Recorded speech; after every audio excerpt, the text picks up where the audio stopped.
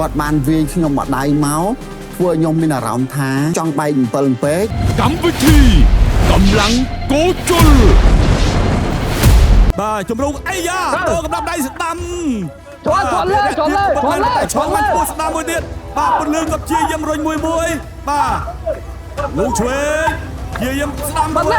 បាទអាមើវាយពួតទឹកមួយរបស់ពលឿនអបវាយស្ដាំសងរបស់ភិរិយបាទភិរិយជាយាមអែនខាងក្រៅចេញទៅអមទៅឈងវាយស្ដាំមួយទៀតភិរិយពលឿនជាយាមស្ដាំម្ដាយលូកបានវៃល្អមែនទែនព្រោះថាកម្ពុជាអំណោយផលបាទស្ដាំម្ដាយទៀតរបស់ពលឿនរបស់ភិរិយបាទភិរិយក៏ជាយាមសងមួយបាទស្រែដាក់ការពីរោគទីដើម្បីក្បាលរំខានមកស្ដាំម្ដាយទៀតបាទស្ដាំឆ្វេងអស់កម្លាំងឥឡូវហើយបាទរក្សាកម្លាំងផងសោះពីទឹកទៀតណាលោកស្ដាំមួយទៀតរបស់ពលឺវាយស្ដាំទៅរកត្រូវទេស្ដាំបដូរគ្នាដៃរបស់ពលឺឈោងបានវែងជាងចាប់ដាំទុនមានខ្លួនហើយចាប់ទឹកទី1អូហូបាទសម្រាប់ខ្ញុំគឺវាយចូលទៅខាងមកពលឺច្រើនគាត់បានវាយខ្ញុំមកដៃមកធ្វើខ្ញុំមានអារម្មណ៍ថាចង់បែក7ពេក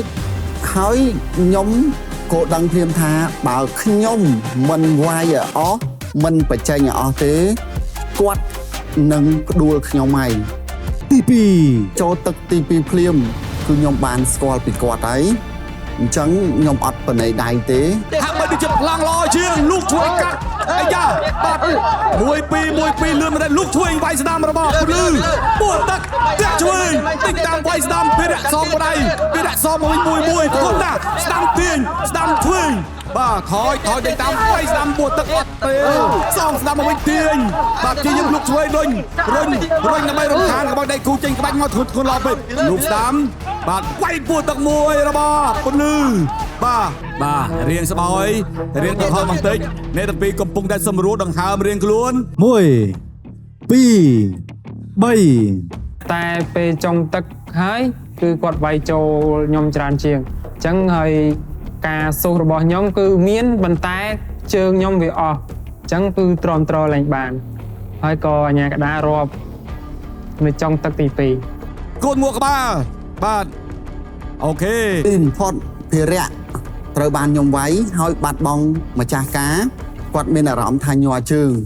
អញ្ចឹងទៅគោអញ្ញាកដាលគាត់រាប់យ៉ាងម៉េចហើយដល់ហើយយ៉ាងម៉េចហើយបាទបើថាអត់រួចគឺឲ្យសញ្ញាបាទបាទចប់សតគ្រប់លោក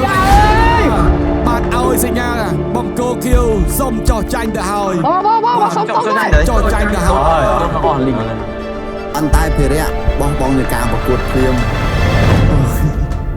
ហើយភ្លាមឈ្នះភ្លាមរកគុំគាត់ពីសើវ៉ាត់2025បន្តពីច្រើនរង្វាន់ពីក្រវល់កំពុងគួរជុល